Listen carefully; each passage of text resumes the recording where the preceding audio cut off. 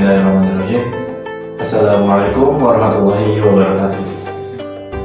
Alhamdulillahirrahmanirrahim. Wabihi nasta'inu ala umuri dunya waddin. Wassalatu wassalamu ala asyrafil anbiya'i wal mursalin wa ala alihi wa sahbihi ajmain. Amma ba'du. Pertama-tama marilah kita panjatkan segala puji dan syukur kita kepada Allah Subhanahu wa taala yang telah memberikan kita berkah nikmat selama iman dan Islam. Salawat serta salam semoga tetap tercurah limpahkan kepada baginda Nabiya dan Habibina Mustafaina Al-Karimin Azza-Zubina Maulana Muhammad sallallahu alaihi wasallam, kepada keluarganya, kepada para sahabatnya, dan semoga sampai kepada kita umatnya di akhir zaman. Amin ya rabbal alamin. Allah berfirman dalam surah Al-Fajr yang berbunyi, Ya ayatuhan nafsu mutmainnah irji ila rabbiki radiyatan mardiyah. Wahai jiwa yang tenang, kembalilah engkau ke Rabbmu dengan hati yang ridha dan diridhoi olehnya. Pada kesempatan kali ini, saya insya Allah akan membawakan kuliah 7 menit Ramadan tentang mari belajar ridho. Apa itu ridho? Ya, jadi teman-teman yang dirahmati Allah Subhanahu wa taala, mungkin di Indonesia kita jarang mengucapkan kata ridho. Kita acap kali menggunakan kata ikhlas dalam berbagai situasi. Seperti contohnya dalam situasi seseorang sedang mengalami musibah atau bencana, cobaan dari Allah Subhanahu wa taala.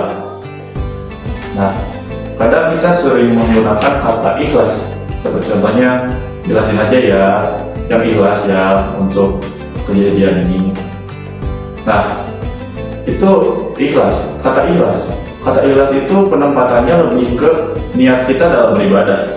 Sementara untuk ketentuan Allah, takdir Allah yang berupa cobaan atau ya musibah seperti itu, kalimat yang lebih tepat adalah ini adalah ketentuan Allah. Semoga ada hikmah, ada makna di dalamnya. Itu adalah kalimat ridho. Kalimat ridho yang menerima segala ketentuannya. Jadi apa itu ridho? Jadi seberapa penting sih ridho di dalam kehidupan kita? Teman-teman yang dirahmati Allah Subhanahu wa taala, orang-orang yang paling beruntung di akhir hayatnya adalah orang yang ridho.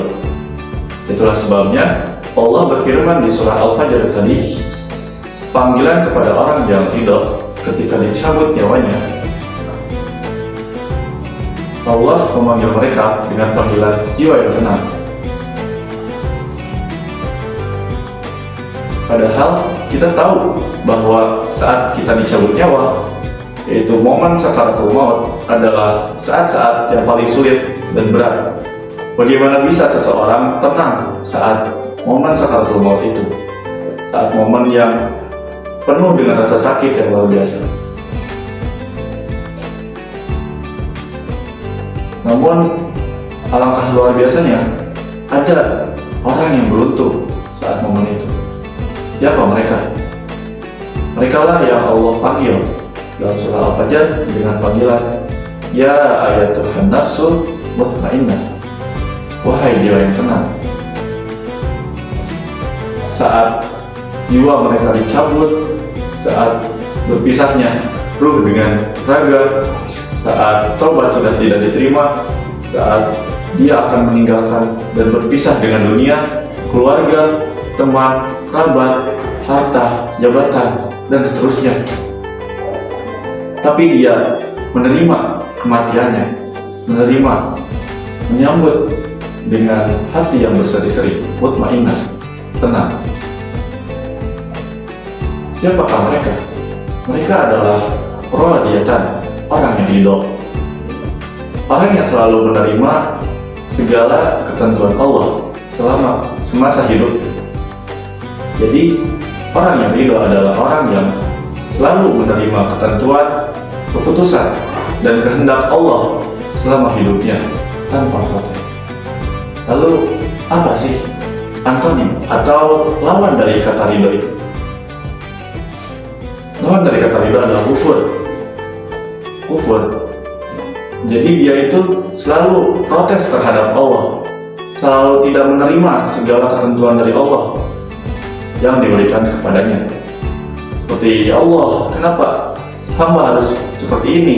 Kenapa hamba harus diberi cobaan seperti ini? Ya Allah, apa maksudmu? Ya Allah, engkau tidak adil. Tidak. Itu kalimat-kalimat kufur. Nah, kufur tidak ridho terhadap ketentuan Allah. Memang ada kufur nikmat, tapi ini bukan kufur nikmat. Ini adalah kufur takdir, kufur terhadap ketentuan, kehendak, dan keputusan Allah Subhanahu wa Ta'ala. Sehingga kalau dia menghabiskan seluruh hidupnya hanya untuk kufur, protes terhadap ketentuan Allah, dan tidak menerima dengan lapang dada, maka di akhir hayatnya dia akan menjadi orang yang paling menderita, orang yang paling tersiksa terhadap semua yang pernah dia lakukan. Dia akan menjadi gelisah saat akhir hayatnya dan tidak mutmainnah, tidak tenang.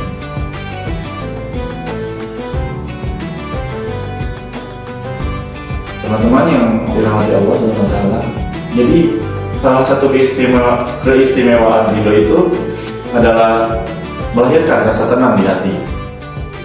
Nah, cara untuk melahirkan rasa tenang di hati itu di mana sih? Cara untuk melahirkan rasa tenang di hati adalah dengan berprasangka baik kepada Allah Subhanahu wa Ta'ala. Sebab Allah Rabbul Alamin tergantung kepada prasangka hambanya. Apabila hambanya berprasangka baik kepada Allah, maka Allah pun akan berprasangka baik dan memberikan yang terbaik kepada hambanya. Namun apabila hambanya memberikan prasangka buruk terhadap Allah Subhanahu wa Ta'ala, maka Rabb pun akan memberikan demikian rupa di takdir buruk dan yang. Maka apabila kita sedang diuji, apabila kita sedang diberi cobaan, apabila kita sedang diberi tantangan dalam hidup, katakanlah pada diri kita sendiri, tekankanlah kalimat ini: La alahu khair, la alahu khair, la alahu khair.